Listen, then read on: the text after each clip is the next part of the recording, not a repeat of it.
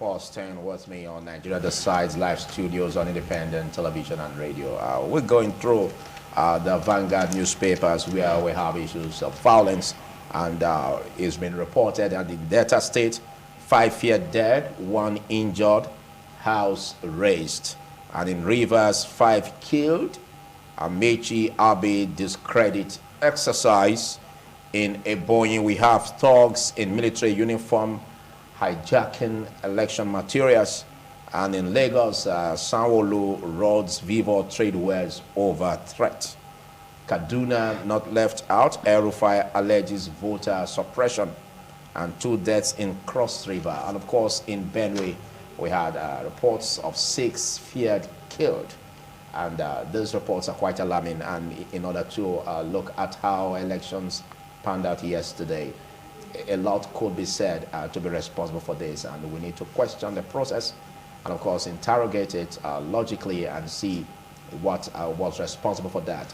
Who didn't do what at the right time and at the right place, and what were the lapses and glitches, probably, if we can also add that.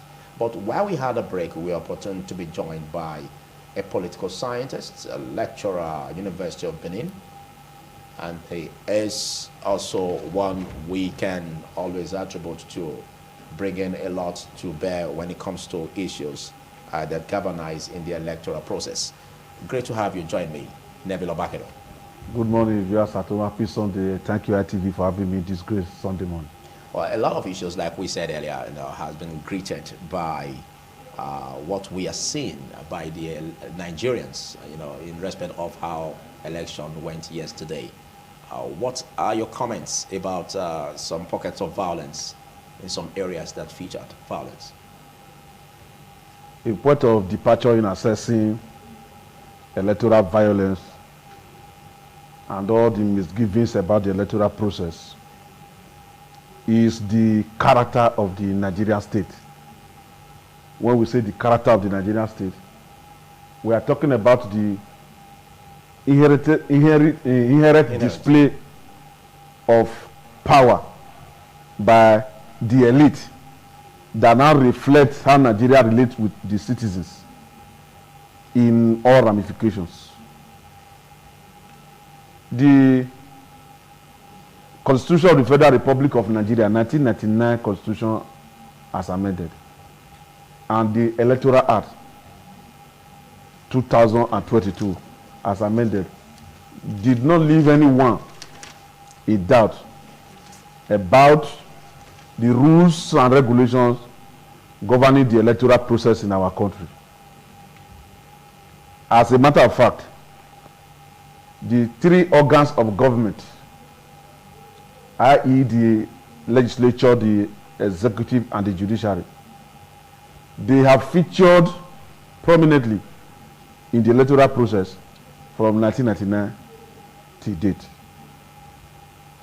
The legislature has been aligned to its responsibility in terms of trying to amend from time to time the Electoral Act to reflect the interest of the majority of Nigerians in terms of how election could be peaceful and how the people's choice is declared as the winner, so that such a person and his government will be clothed with legitimacy.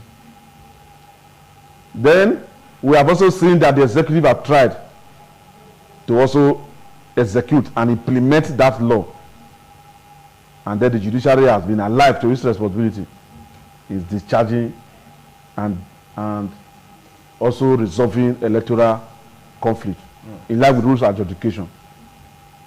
But what we have seen over time, as we have seen in this election, every 4 years, or every other election of the cycle, what we have discovered is that there is a problem with the execution of the Electoral Act.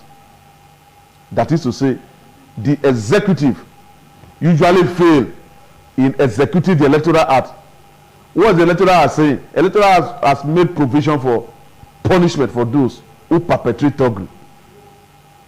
Electoral Act has made provisions for dealing with vote trading, for dealing with the kamikaze kind of politics that politicians play, either during their party primaries, attacking opposition, or during election, attacking voters that they fear do not support them, whether through voting suppression, whether through threats, whether through attack on businesses, whether clandestine or real land, imagine, as the case may be. Okay. So when we are talking about people that lost their life in this election of yesterday, that continues today, governorship election in some states, and the state houses of assembly election across the country, it boils down to the fact that the executive arm of government is failing in its responsibility. Why did I say that? When President Musa Yar'Adua Bite Memoriae was elected president and he was inaugurated, in his inaugural speech, he made a statement, just like the president-elect made a statement about fraud and manipulation of the electoral process, that the process that brought him to power was fundamentally flawed. He now put machinery in motion to ensure that that executive arm of government problem of flawed election was corrected. He now appointed the former Chief Justice of Nigeria, Justice Muhammad Uwais, to head electoral reform panel. The report of the panel is still in the archives. We are supposed to have implemented, the executive arm of government is supposed to have implemented that electoral reform report, so that there will be election tribunal. That is, criminal offenses that are committed during election, they are brought to that tribunal to be dealt with. But this is not what is happening. And so people perpetrating violence in polling units and in various communities across the country, in the past and in this election, they are known, they are not spirits. They are known just because they are close to the corridors of power, which made me to start saying from the beginning that the point of departure in assessing violence in Nigeria election is the character of the elite, the character of the state. And it is the elite who are desperate because they feel that there is a security gap in the country. Nigerians don't bear arms by themselves. So by the time you unleash terror, people who will normally come outside to come and vote, or who are already there to vote, we have to scamper for safety, and then you can do anything you like, and then only your preferred candidate will not be declared the winner. This is the crux of the matter. And unless this character of the elite is considerably altered, is tampered with by a resurgimento, this problem will continue. Every 4 years, we'll continue to see newspaper headlines referring to violence that took place in election, and the problem will continue ad them.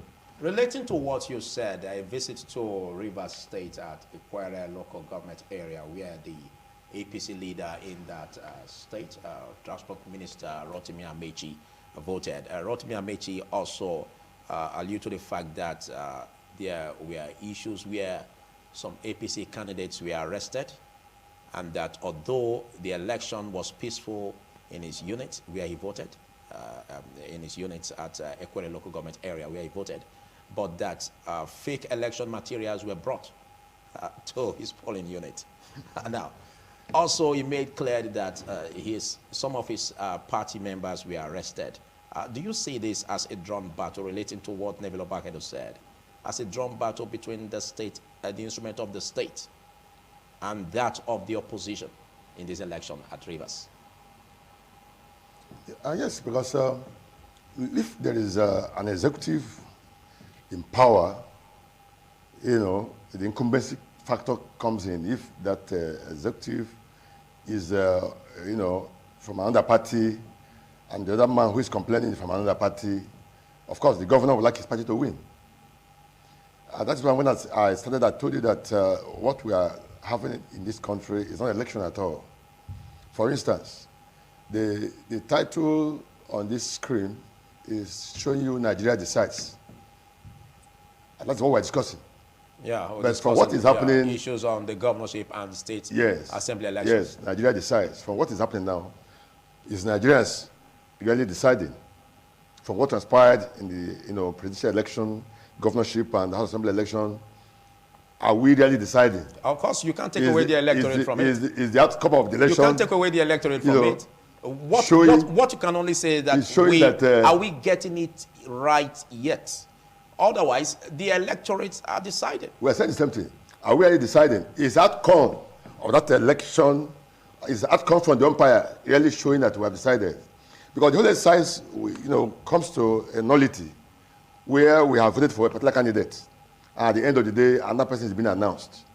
So how can INEC send fake election materials as alleged by the transport minister? Yes, on this Banga newspaper, and is identified to be fake. Rotimi Amechi is a very high minister in this country. For him to make such statements. And leader of the All Progressives Congress. Yes, leader of APC. So in Rivers State. That statement is very weighty. It's very, very weighty. So I think the whole thing is that we are not getting what we bargained for. Like Nigeria decides. If you look at he made the reference to Constitution. If you look at the Constitution, in whole, the preamble of the Constitution is we, the people of Nigeria, hereby make this Constitution for ourselves. And we keep asking ourselves, at what point did we, the people of Nigeria, make that Constitution? Okay, but if we were to look at the instrument of the state, for instance, and what purview, it falls into, to marshal out activities about tackling crime, can you say that the instrument of the state can supersede that of the federal government? Because we have the Inspector General of Police, in Usman Akalibaba, already detailing and deploying policemen, law enforcement agents to tackle issue of violence or insecurity in the state. Could there be a possibility of the instrument of the state overriding on that of the federal government? The IG of police was appointed by the president, don't forget. His name only goes to the National Assembly for ratification.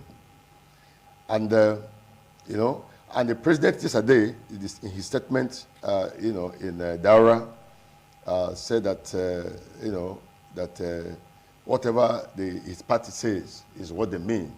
They have won before and they are winning again and all that. So the problem we have in Africa is that most governments in power always talks about the interest of their party and their personal interests instead of national interests. All elections ought to be all about national interests and not party or personal interests. Yeah. And so when the president is telling you that in black and white before the cameras, it shows that what is paramount to him is his party's interest and his own personal interest. And so what we are saying is that if we want to have a workable electoral empire, we must have an empire that is not being influenced by the executive or by the government in power. We must have an umpire that will be independent of their own. And we must have an umpire that its activities will not be tampered with. So that's what I was telling you, that if, for instance, election is taking place and you now detail officers to the polling units, of course they have to take instruction from their superior. And you have to do this, you have to do that. But at the end of the day, even if you have 100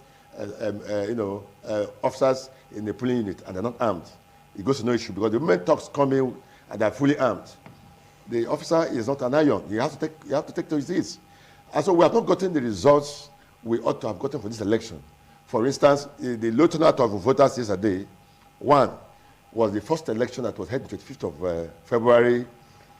The outcome did not go in tandem with their wishes. We'll come to that, but let's look at this issue of violence, like what the APC leader in Rivers State, Chief Rotimi Amechi, the transport minister, said. A situation where he alleged that some of the APC candidates were arrested. Neville Obakedo. Let's critique that aspect where the transportation minister said that. We have an election going on, and it has always been said that if there is state policing, some governors could use that as an opportunity to influence their decision using the state police, on the people in such events like an electoral process. Now, do you see the possibility of the state government using its incumbency factor, that could dovetail to the arrest of the opposition candidates? How possible is that, looking at what we just said concerning the influence of the state governors in their domain? You see, what we have discovered over the years, whether in the First Republic, whether in the Second Republic, and in this extant Fourth Republic, why I did not mention the aborted Third Republic is because of the fact that Professor Ofrinwosu then, NEC chairman, adopted what we call option A4, where they will put the symbol of your political party, SDP and NRC. You just go and queue behind the photograph of your political party, and the results will just be counted here. After that, the results are declared, everybody goes home. So the idea of one person using power of incumbency to begin to terrorize people does not arise. Talking about insecurity, arrest of opposition, killings, and the crisis in Rivers State, it just reminded me of a paper that I'm working on with my wife, who is also an academic. And it is about rivers of blood. That's Rivers State. Rivers of blood. Why did I say rivers of blood? If you go and check the history of Rivers State from 1999, the politics that they played here, the politics of militancy, whether it's Ateketo, whether it's Asari Dokubo, and the list is long of how politicians use youth and militants to perpetrate violence in Rivers State. We also know of how highly placed persons at the federal level participated in the assassination of a particular governorship candidate that was poised to winning the election in 2003. Whether they called the man Chief Mashahari or something like that. The list is long. We also saw the drama that took place in the House of Assembly of Rivers State when there was carpet crossing by the former governor, there's the same Rotimi Amechi, and his loyalists within the House of Assembly. And so, in 2015, we heard of the governor with his militant group engaging the Nigerian army, in which army captain and some other personnel were killed in some local government. So Rivers is rivers of blood. I will not be surprised if information of this nature will be coming from Rivers State, because I've carefully watched the governor of Rivers State in his campaign before the election. When he's commissioning projects, the way he used to throw caution to the wind sometimes when he wants to talk. And he's a lawyer, and the wife is a service judge in Rivers State. So it shows that the character of the elite in Rivers State, whether it is Amechi that was governor then, whether it's Chibuke, what is it? That is Nyesom Wike, or any other person, there is an inherent character of violence in Rivers politics and in Nigeria politics. Okay, but you made mention of the rivers of blood and how it's attributed to the Rivers State, how they've fared all along. But can we continue in this narrative? Because we are looking at a situation where the electoral process will be free, fair, will be transparent enough.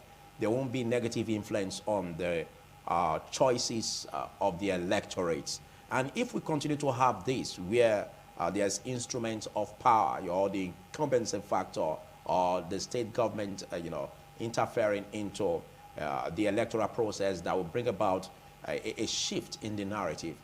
How do we check this? How do we tackle this headlong? What should be done to change the narrative? You see, as I said earlier, when I started by saying that the character of the state need to be altered, significantly altered. Now, and I said that the executive arm of government is the number one problem that we are having among the three organs of government.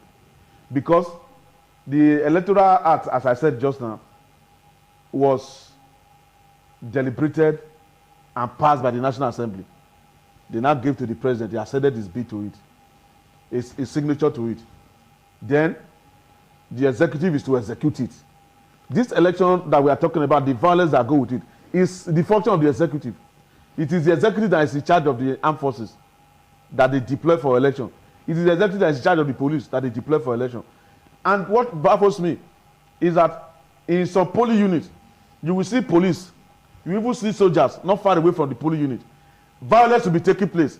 They are bearing arms. They will not do anything. And that is part of the executive arm of government. It shows that the executive has failed. Because at the end of the day, when the crisis of that election and the outcome is taken before the judiciary will be given a timeline to deliver judgment. And you see judges and the servers in the temple of justice under pressure to deliver judgment, to ensure that within the time frame, election issues are concluded across the country. But the punishment for those who alter the result, whether they are INEC, the punishment for those who alter the result, whether they are from the Ivory Tower, the punishment for those who affected the outcome of the election before the wrong is righted by the court.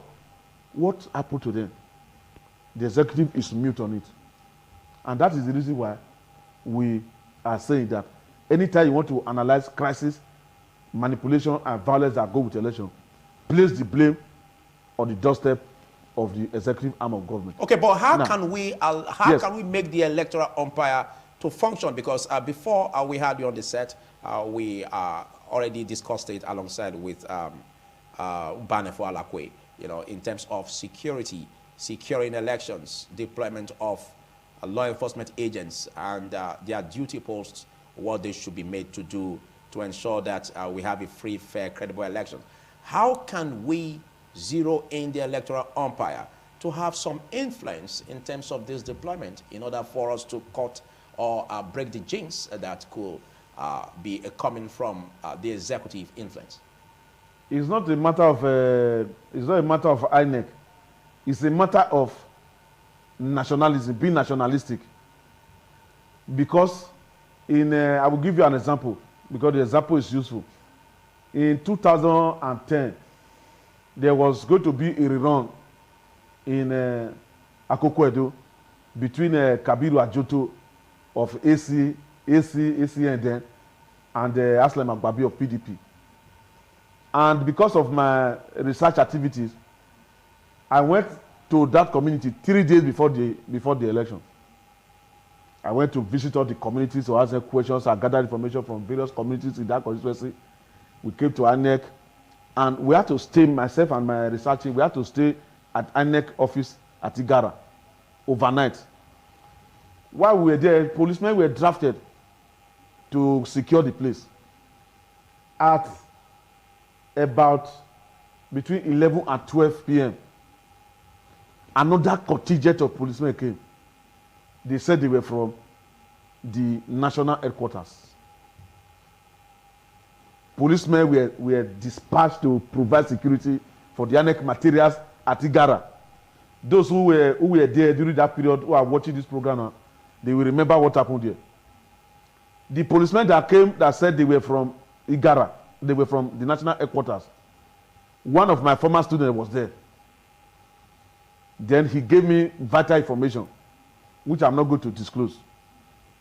Now, some prominent politicians from Edo North, including a serving member of the House of Rep that time, a retired army officer, followed those policemen from the headquarters. If policemen are to come from national headquarters to give a contrary directive to the policemen on ground, they are supposed to meet with the most senior superior officer there.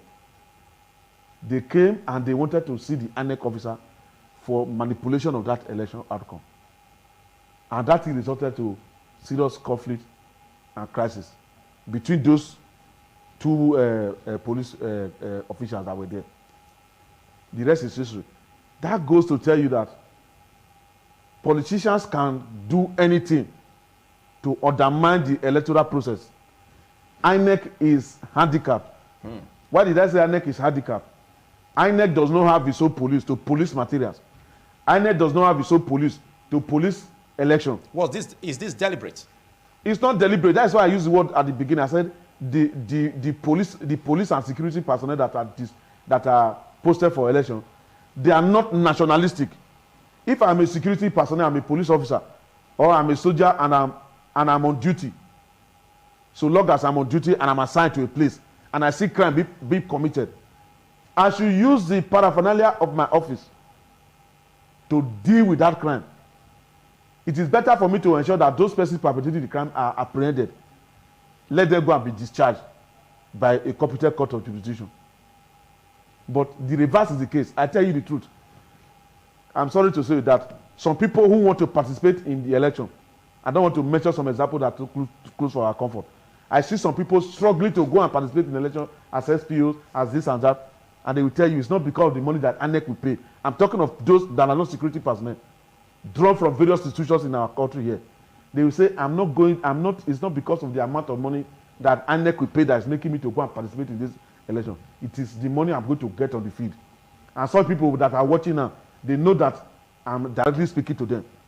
Imagine somebody, for example, my humble self, apart from my own bringing, by the profession that I find myself, by God's grace, I will now say I want to go and participate in an election because of what I will get on the field. God forbid. But this is how people go and participate in the electoral process. And so also, some security personnel, they also go and participate in election. When they are deployed there for election, they'll be very happy that there's an opportunity for them to get money from the various parties in that community. As a matter of fact, in my own community, I have a brother who's a prominent politician there, and every election day, if I go home to go and vote, if I'm not monitoring election, after that, we'll retire to his house. I will see SSS, I will see police, they will come to that place. And they will also go and visit other top politicians of the opposite party. Why are they visiting such people? They want to get money. Okay. They want to get money. When you see an agglomeration of all these kind of people participating in the electoral process, then you know that the outcome is not actually going to be a reflection of the wish of the people. Okay, we are hitting the ground. We are hitting the ground to find a way to nip this issue of tackling, political thuggery in the board. Now, I asked you that question. You still have the floor. I asked you that question if it's deliberate. A situation where in an election, the electoral umpires seem not to be in charge in terms of deployment of security agents. And this is an electoral umpire that, in quote, is independent. It means the election will be coming, the rules, the guidelines, the authority, the paraphernalia, everything that has to do with the facets of the election will be directed and controlled by the electoral umpire. That's what it seems to be. But how can we make the electoral umpire, really independent in the point of breaking the jinx of possible influence from the executive in terms of security deployment? The first thing, when you talk about independence, what kind of independence are you talking about? We talk about CBN as being independent. We talk about NNPC as being independent. We talk about INEC as being independent. What kind of independence? Are you talking about financial independence? I said as regards the deployment of security agents. Okay, that is in order security. Yes, in order to tackle security capacity. In order to tackle the issue of executive influence. Yes. How do we break the jinx? Because we are coming from the background of the possible instrumentality of the state government influencing how the election is going to pan out, for the incumbency factor not to continue to thrive in affecting the choices of the electorate. That was where we had to say, how can the electoral umpire take some charge, falling on their purview in terms of security deployment to make sure that they break the jinx of executive influence? The Independent National Electoral Commission cannot take charge of the process in terms of provision of security. I will give you an instance. It's just like asking the governor of a state to take charge of security in the state. Even though he's the chief security officer of the state, according to the provisions of the Constitution, he does not know any police officer of a commissioner status, does not know anyone, unless maybe the person is related to him, or they attended the same school. He will just hear one day that there's a new commissioner of police in the state. The commissioner of police may even be in the state 2 days, 3 days before being able to see the governor. And that means to say that other persons, other stakeholders in the security network of the state may even know that there's a new commissioner of police. Criminals who are close to police authorities, they may even know that there's a new commissioner of police before the governor will know. So if the governor of a state as a chief security officer of the state will not know that there's a new commissioner of police in the state a day or 2 or 3 before, after the person has been posted here, what about INEC? So what you're saying that is inevitable? Well, what I'm saying is that what we're saying right now is inevitable. INEC does not have control over security. The security apparatus of INEC, I beg your pardon, of the police, or security apparatus of the security networks in our country, they should be nationalistic. They should not see election as an opportunity for them to go and make money, and then they close their eyes to the irregularities that are being perpetrated by any party in the electoral process. Because before elections, they are always briefed. You will see the Inspector General Police briefing police officer that will be going for election activities. You will see the Chief of Defense Staff or the Chief of Army Staff briefing the soldier that will be deployed for election activities.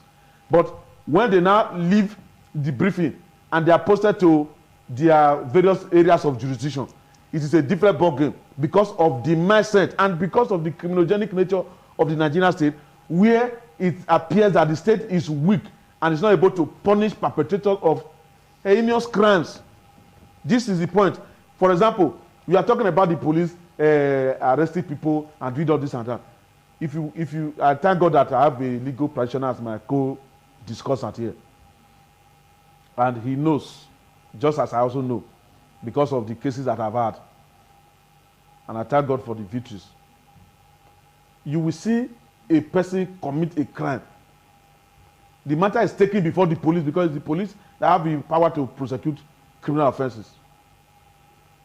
The police, the way the police will even treat you if you are the complainant, and the way they will arrange the case to go and collapse in court, you will know that the Nigeria police is supposed to be disbanded and reconstituted. Okay. So it is this police force that arranges criminals to be discharged and acquitted in court because of the way they prepare their charges. It is the same police that will go on election day and they will say, I will be there 2-3 days, 1 week. I will be far away from my family. It's an opportunity for me to make money. Okay. And unless that mentality changes, and unless there is electoral courts where those who perpetrate violence, like the people that are killed, you gave information about 5 people that were killed in Delta State. Delta State is part of us. And Rivers. And close to us here. And then we're part we will of, have 6. Yes, and other places. Why will you, for any reason, go and take the life of another man?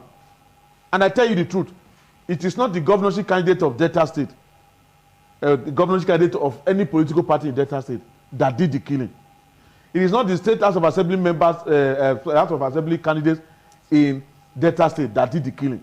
If you go to Benue and other places, it is not the candidates that are doing the killing. That is the contestant in the election. These are foot soldiers who, because of their pecuniary benefits they are going to get from their political benefactors, they can take arms as if they are going to war to kill their fellow citizens. In the whole this is highly condemnable. In the whole of what and unless said, something is done by the Nigerian state, this will continue. Okay, the whole of what you said boils down to a very challenging moment where the electorate, or having a transparent, credible polls in Nigeria, seem to be at the mercy of executive influence. How do we break that jinx? Because we need to break it. We need to nip this in the bud. Because you were saying earlier, looking at the turnout of voters that brought about voter apathy in yesterday's election, that they seem to have this behavioral pattern as a result of what transpired in February 25. You said so. Now, this again could possibly be emanating from executive influence. How do we break the jinx?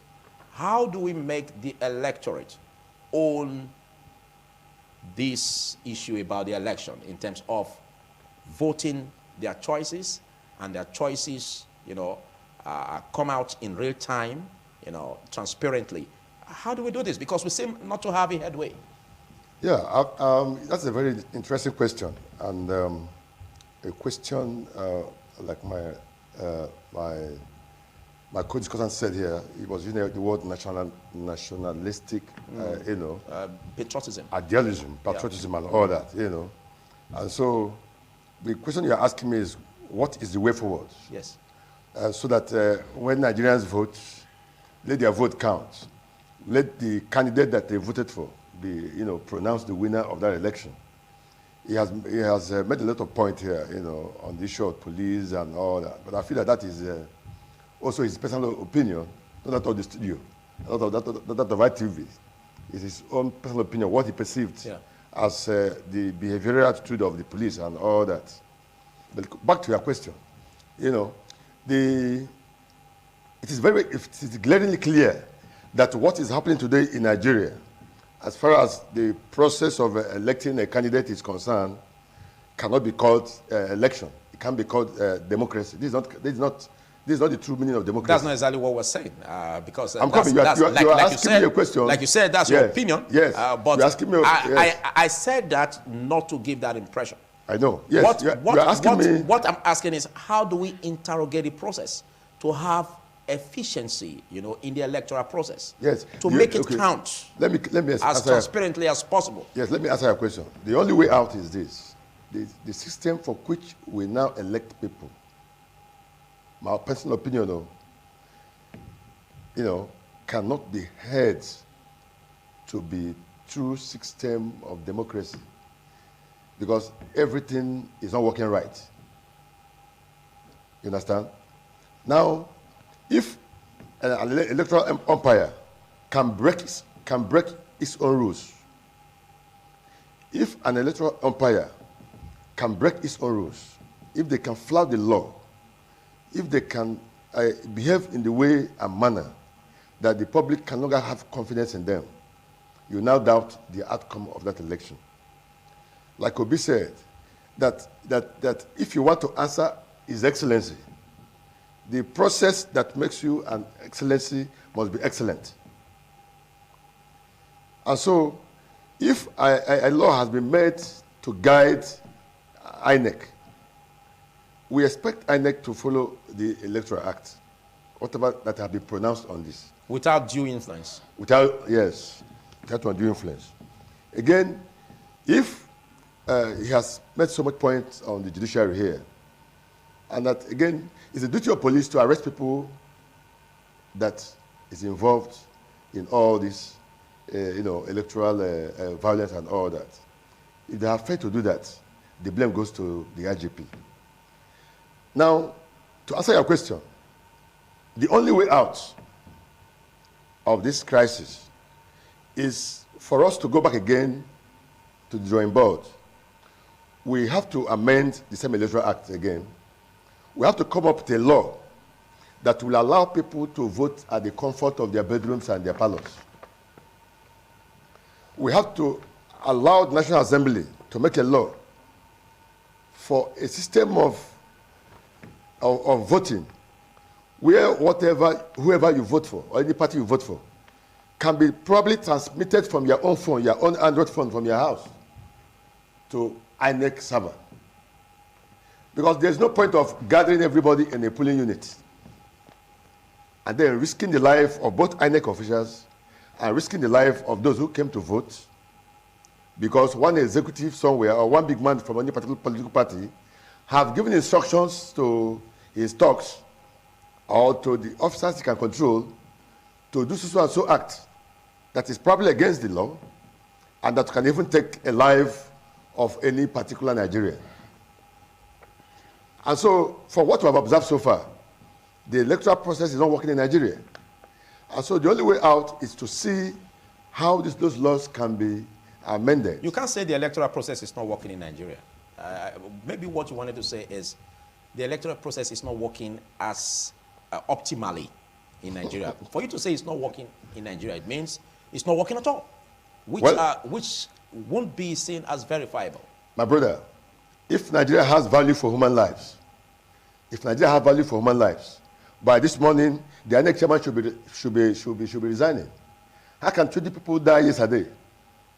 And as we speak, that is what the press has just reported. Is the INEC chairman to blame for that?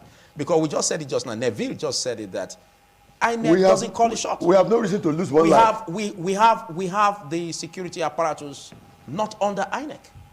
So how will you say that INEC should bear the brunt for what is not having a purview over? If the process of election is done in such a manner that is peaceful and that is credible, then we cannot lose one life. Have you forgotten that political thuggery, looking at politicians and some politicians who go their way out, taking politics as a do-or-die affair, is another factor that can't be checked by INEC? That's what I'm saying. That we have to go back to the drawing board and try and see how can it fit in the board. We must change the system. Are you referring to the provisions of the 1999 Constitution, not only the Electoral Act 2022? Are you also saying that it could be a product of the military? Are you also saying that it's not democratic enough? What are you saying? If Nigeria must continue with democracy, if Nigeria must continue with this system of government, there must be an overhaul of the existing institutions like INEC and the overhaul of the existing laws. That means we are paying a visit to the 1999 Constitution as amended. Yes. We have to go back to that. We were there. Yeah. We were there when there was a confab of 2014. Yeah, but confab... But that seemed not to pull through. Yeah, the confab... So are you asking a second visit? Was the outcome of the confab, was it implemented? Like I talked about the YS commission. These things, one thing is for a government to put this confab on ground. Another thing is the implementation of the outcome of these confabs. And we are not honest to ourselves. We are not honest to ourselves. And we cannot play to the gallery as if we don't know what is happening. The point remains that the system is not functioning because this optimally. Yes, and because these institutions are not in charge of themselves. It appears that they are taking orders from above. Okay, let's take your bite in all of this on how to reshape the policies, laws, in terms of guiding an election that will be seen as optimally transparent. Never. The point that need to be made about the democratic process in Nigeria is that Nigeria should move away from civilian rule to democratic rule. What we have is... Do you mean civilian rule? Yes. That's close to being democratic. No, a civilian rule is when civilians who have never been part of the military or paramilitary organizations and those who have retired from the armed forces and the paramilitary organization, they work together. Okay. For the purpose of governance. So there should be a dichotomy? Yes. Okay. When we now say democratic process, democratic order, that is to say the rules of the game are followed to the letter. Are we getting it? Yes. Like the other day, when the president talked about the issue of cashless policy, and that is after the matter was already before the Supreme Court, I saw him making a broadcast. And I said, who is advising the president to go and make a broadcast on a matter that is pending before the Supreme Court? I said, that is a treasonable offense. I was telling people, even though I'm not a lawyer. But yes, I'm trying to link it up with the issue now. I'm trying to link it up with the issue. So that is to say that in a democracy, the rule of law should be observed. The president at that point did not obey the rule of law. And he was supposed to be... Back to the subject. Yes, back to the subject. When we are talking about democracy, and there are rules governing the process, like issue of vote trading, what people just single out and say vote buying. It's a process. Vote trading is a process of those who are willing to sell their vote, okay, and those who are willing to buy. Before we get to vote buying, because I wouldn't want us to digress, though it also forms the crux of which we are having this discussion. But let's look at the democratic tenets embedded in the 1999 Constitution. Do you agree that the 1999 Constitution provisions encourage, democracy to thrive? The 1999 Constitution, there's no document that is perfect. If we have a constitution, written constitution, and if the constitution is not able to meet the realities of the Nigerian state, the constitution is supposed to be subject to amendment. That is why, as recent as some 2 or 3 days ago, I heard that the president just signed some bills, about 16 bills, passed them into law, that amendment to the constitution. About 16 amendment will take place in the 1999 constitution. He has just signed them into law. And one of them is... Which is a right development. Yes, it's a right development. Now, that goes to say that if we have a democratic process that is having issues, that is no longer meeting the yearnings and aspirations or the realities on ground, they are supposed to subject it to an amendment. Now, the Nigerian democratic process as it is presently constituted, it has its own strengths and weaknesses. Let us obey it as it is from the beginning to end. And then the weaknesses that are inherent in it, we cannot call for their amendment. But right now, we do not even obey the Electoral Act that is even derived from the Constitution. This is where the crux of the problem is. And unless we tackle that aspect, we'll be having these issues in every 4 years. The other day, the National Assembly came up with an amendment to the way political parties conduct their primaries. And I believe that many of the National Assembly members were either as State House of Assembly before, some of them were governors before, some of them have been ministers, and some of them they have occupied one position of authority or the other during this democratic process. And they know the problem of the democratic process. That the rigging, the killing, the thuggery, and the violence that go with the electoral process start from party primaries. And they now came up with the idea that let it be that all political parties shall conduct their direct primaries, so that the popularity of a candidate can be tested. So many persons, including some city governors, they oppose that. And they now have to amend it with a caveat that if you are going to have a consensus candidate, it will not be that others have to be informed and they still throw it to voice vote and the rest of them.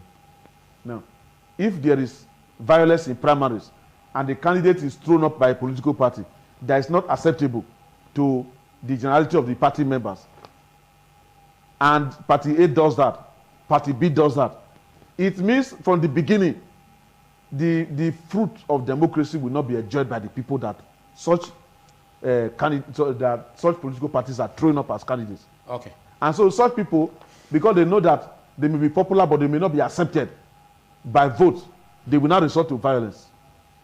You get it? Okay. And so these are the issues. But more importantly, if we want to tackle the issue of violence in election, we have to embark on what we call citizenship combativeness. What do I mean by citizenship combativeness? The other day, in 2020, after the issue of George Floyd in the United States, I saw Nigerian youth in certain parts of the country, several parts of the country. They organize themselves in the name of SARS across the country. And it was, when I listened to the president making a broadcast, he said some persons were crossing the red lines. It was a threat to national security. That is a form of citizenship combativeness. they were sending a message to the elite and the leaders of this country that if this problem that affects the youth more is not tackled, there's going to be what we call systemic transcendence, a breakdown of law and order. And it was leading to that before the president came in and the tension was doused. But that revolutionary zeal of the youth did not die. And it came up with the issue of the Labour presidential candidate. And that was why a Labour party that just came from the blues now made inroads into many places in the country, as far as Plateau State and Nasarawa State. And then today we now have Labour Party elected members in the House of Rep and House of Senate. Now, talking about citizenship combativeness, we need to understand that when what some persons describe as rigging out Labour Party presidential candidate or rigging out PDP presidential candidate out of the election, even though I know it's not possible for three parties to come first in an election. APC coming first according to INEC, PDP coming first according to PDP, and Labour Party coming first according to Labour Party. That matter will be resolved in court, and the matter is already pending before court. But the combativeness that we saw will lead to the inroad into the political arena of Nigeria by Labour Party. We're expecting it to happen in the governorship election and in the state houses of assembly election. But the reverse is the case. The revolutionary zeal of this crop of Nigerians in the democratic process was dampened by their perceived outcome of the February 25 presidential and national assembly election. Okay. And I use this as a clarion call that the road to changing the society is usually a tortuous road. Okay, we are coming there. Coming there. It's a tortuous road. Okay. And those who want to follow the road, they have to ensure that they are resilient and determined, because determination determines destiny. We'll still come there. I will swing it back to you so that you can elaborate on that. Thank you, sir. Well, in case you're just watching, as Nigeria Decide live studio on independent television and radio. And I'm Philip Omowo-Gyukman. We've been interrogating the process, and I've been speaking with Nebilo Bakedo, a seasoned analyst and political scientist, lecturer at University of Benin from the political science department. And of course, I've been speaking with an articulate legal practitioner in the person of Alakwe Mbanefo. But let's look at the process further, looking at what Nebilo Bakedo left off. We see democracy as a government of the people, simply put, by the people and for the people. Yeah.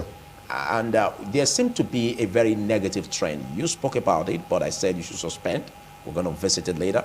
And this is the point where we have to pour our opinion on this.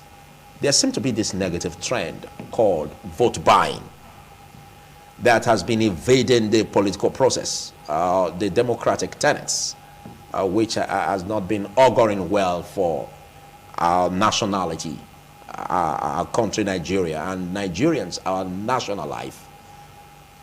It also have it in reports where a top citizen of the Federal Republic of Nigeria, made it clear in a particular place where he voted that Nigerians or voters should take money and vote their conscience.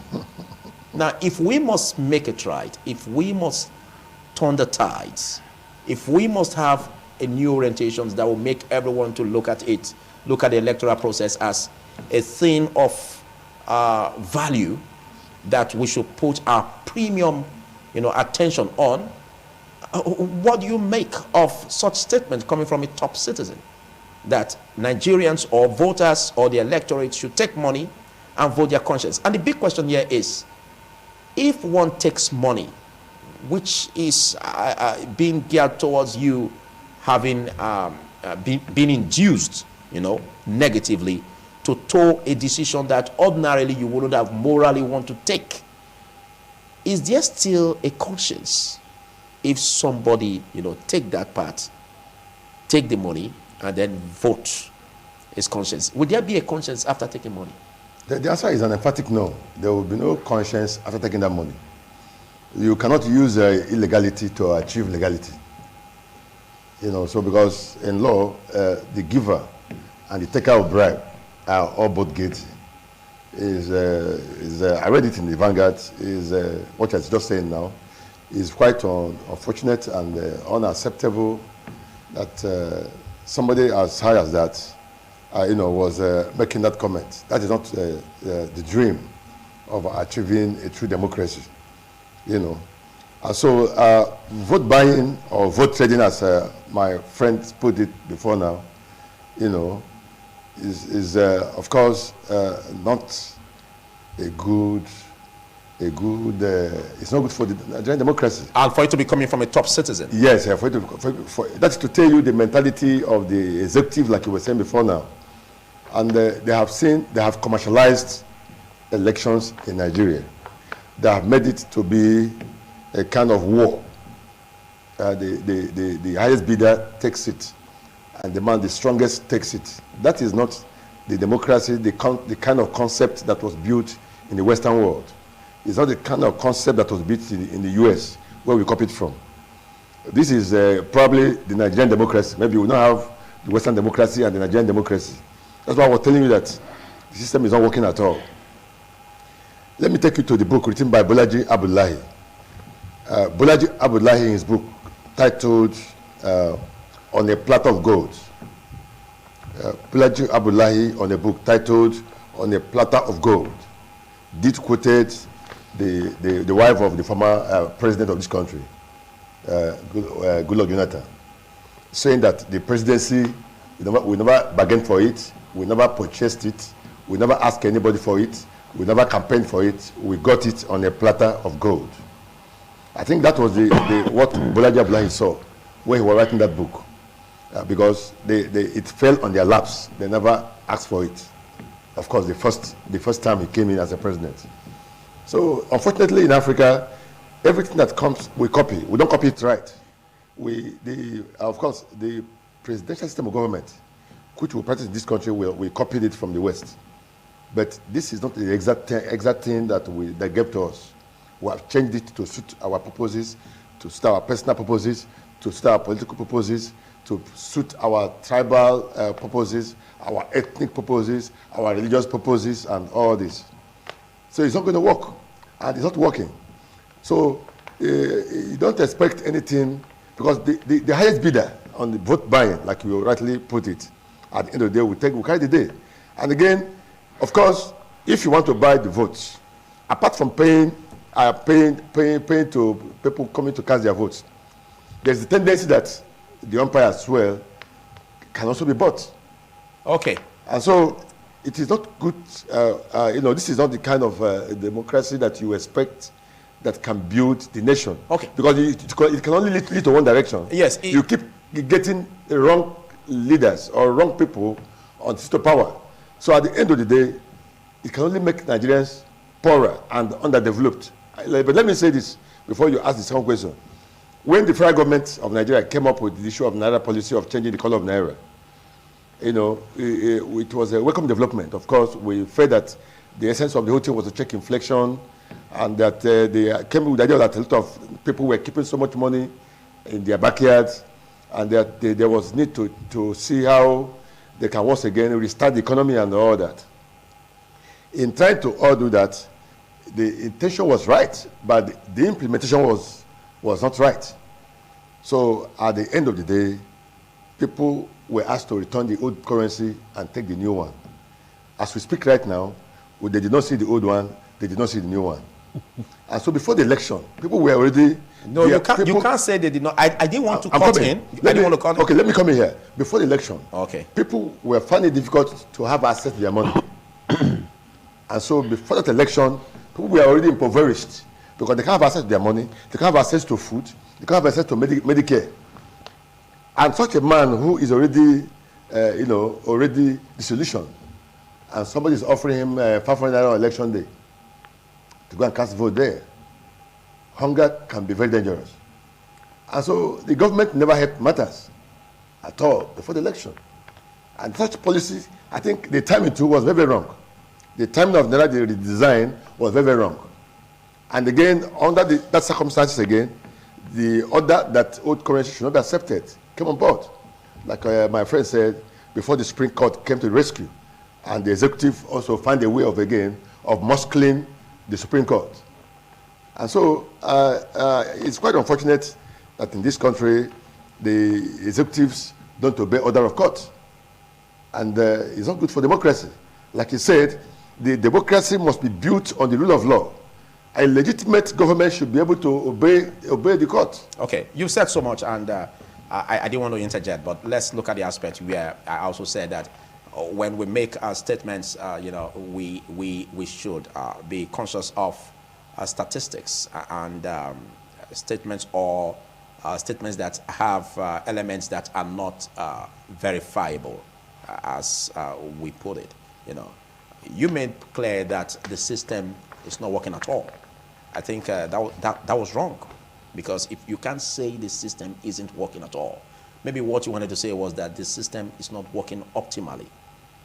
Without apologies, okay. The system is not working. You're not in Nigeria. Do you live in the sky? Oh, no. The system is not working, and it's not working. So there's no need of deceiving ourselves. Okay. But we have not mentioned anybody's name here to say it's the person that is holding the system. Okay. But the Nigerian system is not working. Let's look at whether the optimally orientation or otherwise. Let's look at the orientation of Nigerians as regards vote buying. And I asked you that question. You still have the floor. About a top citizen, making that statement. And that brings us to the question: is there a punishment, looking at the provisions of the Constitution, the Electoral Act, for those who sell their votes? Yes, the law is very clear on that. There is a punishment for vote buying. Vote selling, vote selling and vote buying. Okay. There is a punishment for all that. All these are in the Electoral Act. So if a top citizen says that you can take money, that means you can take money from vote buying, is it punishable by law? Well, what law looked at was talking about was buying and selling of votes. And of course, the top citizen that said that was a main newspaper report. And by the time you confront him on that, he might also tell you that he was what he said was misinterpreted by the newspaper report. So taking it from that point, but the point I want to make is that, what we're saying is that the law enforcement officers have the education of arresting those who are selling and buying votes. But from today's paper, it's saying that most EFCC officers was injured in one state in the north, while trying to arrest some politicians who are trying to sell, buy votes from this. So we should see the people that committed electoral offenses being arrested and being, prosecuted. But what we see in this country is that in every election, we only hear reports that this and that happens. Okay. You hardly see people being prosecuted. Okay, let's practicalize it. Yes. Will it be wrong before the law if I, Philip Omogupon, take money from a vote buyer or a prospective vote buyer, and then I do not toe his decision or his line of thought? I voted, my choice. I didn't follow his influence, but I took his money. Will I be wrong before the law? You will be wrong. You have no right to take money from him. If the process of the man trying to lure you to accepting bribe from him to go and vote, he has already committed offense. You are also collecting that money from him and then going to vote to a new party of their choice. They've committed an offense. So as a law-abiding citizen, what should be my response? You should tell him to go to hell with his money, or ask any nearby police officer to get him arrested. Okay, take it from there, Neville Obakedo. You see that we live in a criminogenic society, a society that thrives on irregularities, on unlawful acts, and very unfortunately too, those that are constitutionally saddled with the responsibility of bringing punishment upon those who perpetrate these crimes and illegalities, they are also engaged in some forms of merchandising by ensuring that those that are in the trap of the law are set free when money exchange hands. It's very, very unfortunate. And again, that leads us to the subject matter of enhancing the capacity of the state by significantly altering the character of the state. And one way to alter the character of the state, from what we saw in Libya, or what we saw in Libya before the exit of Muammar Gaddafi, is citizenship combativeness. Even Egypt. What we saw in Egypt before the exit of alien president then, Hosni Mubarak, was yet citizenship combativeness. What we saw in Syria before the country relapsed into a debilitating and fratricidal civil war is citizenship combativeness. We have citizenship combativeness in North Sudan. We have citizenship combativeness in Algeria. We have citizenship combativeness in La Côte d'Ivoire when Laurent Gbagbo had issues with Alassane Ouattara. So citizenship combativeness is something that Nigeria needs to imbibe. We have citizenship combativeness in the United States when George Floyd was brutally killed. And talking about tackling the problem of criminal activities during the electoral process. If you get it wrong electorally and wrong people are elected, everything will be wrong with your state. In terms of the policies that will be coming out from that kind of government, in terms of transformation of the society by providing infrastructural development to the people, you know, the general transformation of the society will not be on the agenda of those, on the table of the agenda of those who steal the mandate of the people. Yes. And there will be a legitimacy crisis in that kind of government. Now, the issue is that the recruitment process, when an illegitimate government is put in place, that government will embark on recruitment. The recruitment into the administrative sector. For instance, if a man did not win governorship election and the man becomes governor, he is going to be appointing through the state judicial service commission. He will be appointing judicial officers, maybe magistrate, chief magistrates, and all the rest of them. Then it will be appointing civil servant, public servant into the public service and civil service of the country, of the state. Then what do you expect from those people? If it's president, will be ratifying recruitment into the armed forces. What do you expect? So this is the problem. And unless we tackle that problem, this is how Nigerians will be coming out to be discussing electoral violence at the end of every election.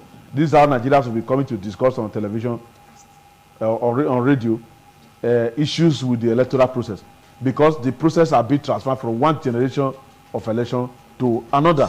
And this is the more reason why the voters' apathy that I saw yesterday is highly condemnable.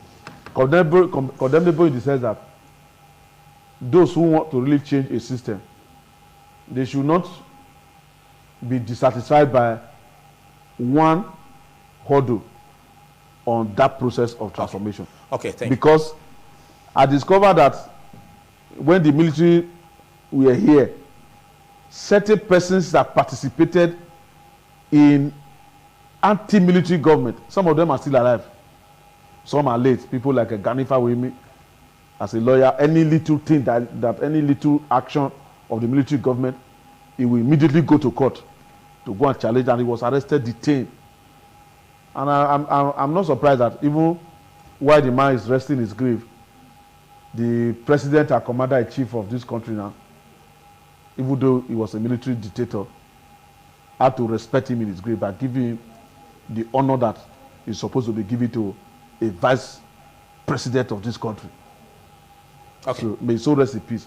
And there are several others who participated in anti-military. What I'm trying to say is that if people, Nigerians, who had businesses, who had houses and other things, could risk, some of them ran away from Nigeria, they organized Nadeco and other things, to be fighting government.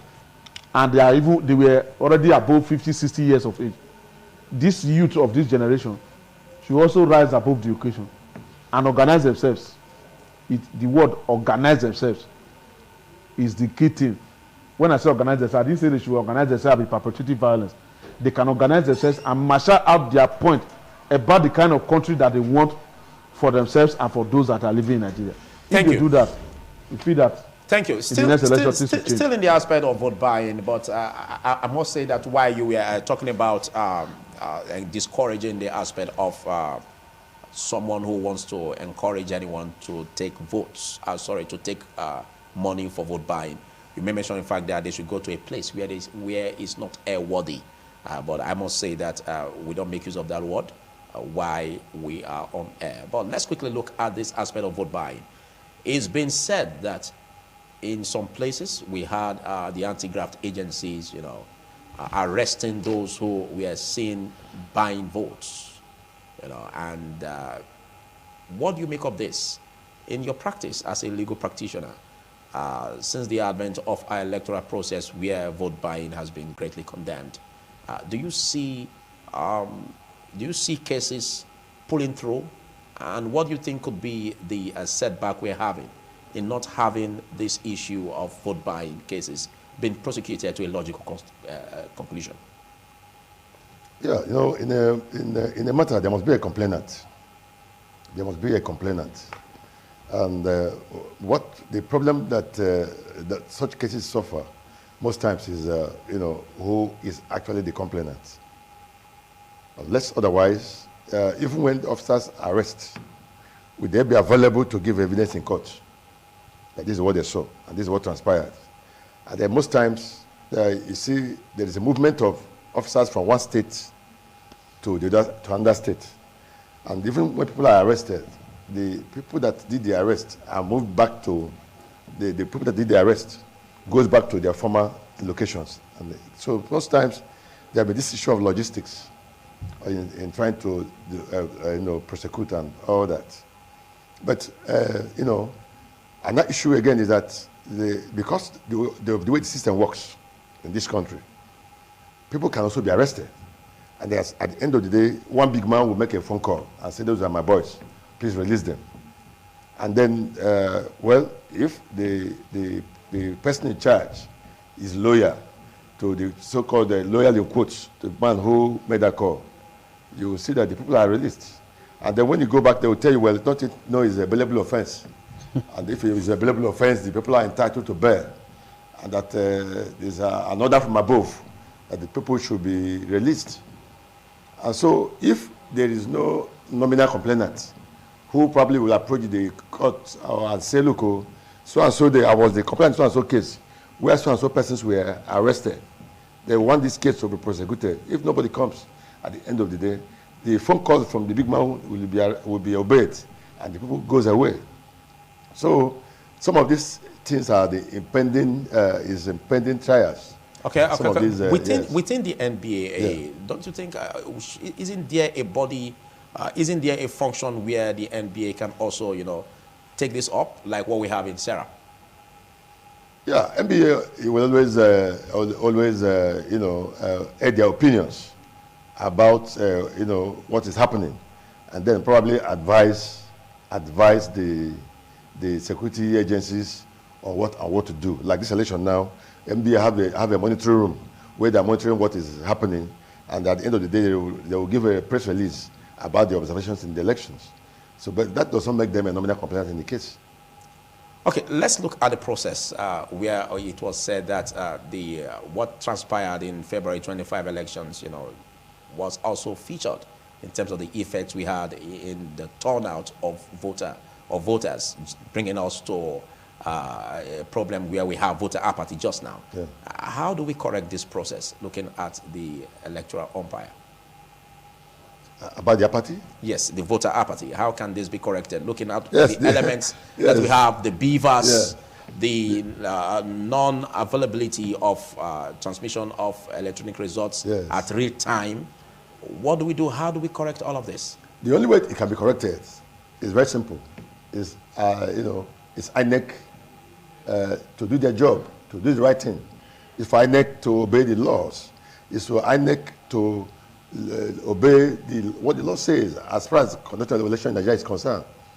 The biggest challenge we had on the February 25th election was that INEC flouted their own laws on the issue of transmitting results from the booths, from the polling units or polling booths after the election. It was not done. On the issue of revisiting areas where there are complaints, they never revisited. And then, so the man hurriedly make pronouncement. And what the lawyers are saying is that, look, that ordinarily, areas that were complained, you have to look at that. You ought to have revisited that area and see what are the complaints. And then, if a result wasn't uploaded, why wasn't uploaded?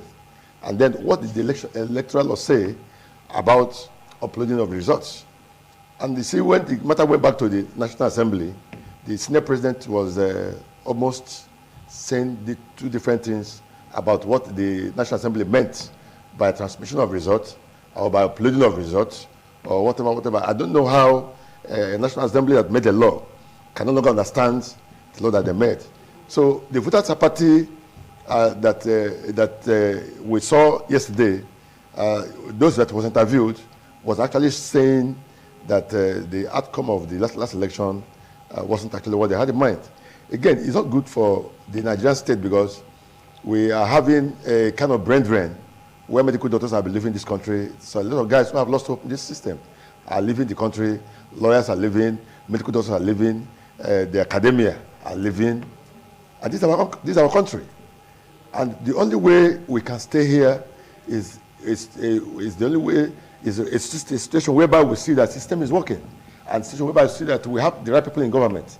Like my colleague said here right now, there is no way things can function without having the right people in government. And the only way you can have the right people in government is when INEC has done the needful by ensuring that those that was rightly voted for actually was those who were given power. And so all we are saying here is how to move Nigeria forward. Okay. Yes. Let's look at your contributions as we gradually come to a tail end of this segment. What do you think? You made mention of being nationalistic, nationalism, patriotism, in order to change the tides so that we can have a deepened electoral process. What is your urge for the electorate alike alongside the elites?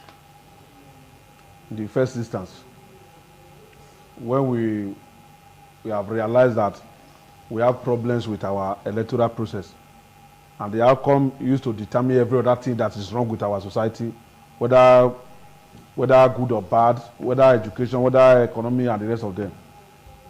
If we come to that realization, there's not the need for us to be determined to do the needful. That was why I said just now that determination determines destiny. If we know that something is wrong with our electoral process, and we are determined to change it, we should demonstrate that determination by ensuring that we come outside to vote and to monitor our votes. So that is missing right now because the revolutionary zeal of the youth and many people have been dampened by what they perceive as a manipulation of the election results of February 25. By some who perceive that? Yeah, that's why I said perceive. By some? Yes, some. Okay, but in any election there must be a winner. And there must be that was why I said INEC, by the results available to them, they declared APC presidential candidate as the winner. While PDP and Labour, they are also claiming to have won the election. And I asked the question. And the case is in court. Yes, and I asked the question. Is it possible for three candidates to come first in an election? I said the court will not determine that because the matter is pending before court. I already alluded to that before. Okay. Now, the Nigerian state, as especially constituted, is making Nigerians to leave their country. The phenomenon of brain drain and emigration. People are leaving Nigeria for other countries. Shortly before I came into this studio just now, I listened to some young persons in this neighborhood who said they have lost hope in this country and that if they have opportunity of people going to Libya and they are not going to be disturbed in Libya, they would like to stay in Libya, that they are tired of this country. Is that the way forward? So, and I told them that the problem is not Nigeria is still good. We just have to get it right, and that getting it right is a matter of determination. You can stay here and be doing businesses with other parts of the world. You can travel and come back. But for you to, home is still home. And I also told them too that we see houses, we see businesses here and there. If you go and trace the origin of those businesses, you discover that Nigerians that are outside in the diaspora, they are bringing money for their people to build houses for them. They pay rent into their domiciliary account and the rest of them. They are still doing because they still believe that this place is better for them to do businesses and the rest of them. So we can only make, if we get it right politically, we can get every other thing right. And I also told them too that number one problem that we're having with our currency is the fact that there's so much pressure on foreign currency like a dollar, for instance. Everybody want to be an importer. They want to import sugar cane. They want to import gari. They want to import yam. They want to import pepper from Cameroon, from Ghana. They want to import toothpick. They want to import wheelbarrow. They want to import tire. They want to import everything. And this requires exchange rates. And at the end of the day, a lot of naira will be chasing the dollar. And at the end of the day, we will see the crisis that we are facing concerning the financial sector. That is, by the way. Your final words on this segment. My final word is that Nigeria should not lose hope in the democratic process. What they feel is wrong about it, they should come out and face it and confront it so that those who are responsible for the change should change it. They should always ensure that they don't sell their vote and they don't buy votes, and ensure that the right persons, we know ourselves in various communities and in our state, the right persons that we know will do well when they are given the opportunity should be given the opportunity to preside over the affairs of our locality, over the affairs of our state, and over the affairs of our country. Then Nigeria will occupy its pride of place among the Committee of Nations. All right, let's take a final bite, Alakwe, on this segment. Yes, my final bite here is that the process by which a president appoints an INEC chairman should be, we should look at our laws and ensure that it doesn't take place any longer. National Assembly to make it, because it's not, it should be proper for National Assembly to even do that. And probably look for a gentleman who have served this country, maybe a retired Supreme Court judge or a retired judge of the High Court that has integrity, and allow the National Assembly to appoint, somebody as INEC chairman. And again, with the idea of having looked at what has happened so far, there is need to look at the Electoral Act, to look at 1999 Constitution as amended, and then look at the gray areas we are going to touch, and ensure that we come up with a kind of electoral process, we come up with a kind of laws where people can electronically cast votes in their various houses without going to any polling unit. And it will be transmitted. At the end of the day, there will be a positive result. The whole world now has gone technological. Like the issue of insecurity in this country now ought to be dealt with by drones. You deploy drones to any of the highway where you have kidnapping, let the drones do the survey and everything. The duty of the police who are being to be on the ground, use their laptop and their phone, and track the information from the drones. So we cannot be left behind. The whole world is going technological. And so the idea of losing 20 persons this election is unacceptable to any right-thinking person. So there's need for we to really create a change of getting the right leaders to actually be in charge of this country. And that point again is that we also look at it again. If it is too large for security agencies to manage the elections in the country in one day, then we can break elections by zones. Maybe this like yesterday now, you allow the police and the army to oversee election in South states. Maybe next weekend we go to another zone. Maybe that weekend we go to another zone. Even if it takes us 2 months to conduct that election, all right, so that one gets a result. I think it is looking at the limited number of officers in this country, and looking at our population. It's too cumbersome for police to oversee elections in the entire 36 states in the country, including Abuja. Again, at that point I want to raise here is a constitutional matter and a legal matter as to whether a candidate who did not win Abuja can be pronounced as a president of this country by INEC. That's why it's left for the courts. It's left for the courts. Yes. And so big thanks, Nebilo Bakedo. Of course, big thanks, Alakwe, for taking our time to be part of this segment. Well, thank you. Nigeria Decides. Yes, of course. Of course, it's Nigeria Decides on independent television live studios, and we're gonna be looking at the process. Don't forget, we have elections taking place in some parts of the country, like in Port Harcourt, in Asoro local government area, and of course in Plateau State, we will also have in other local government areas. We're going to be looking at it, and we're going to be having more updates to discuss on in the next segment of Nigeria Decides. Do stay. To speak. There are a lot of other indices that we'll have to deal with in this election.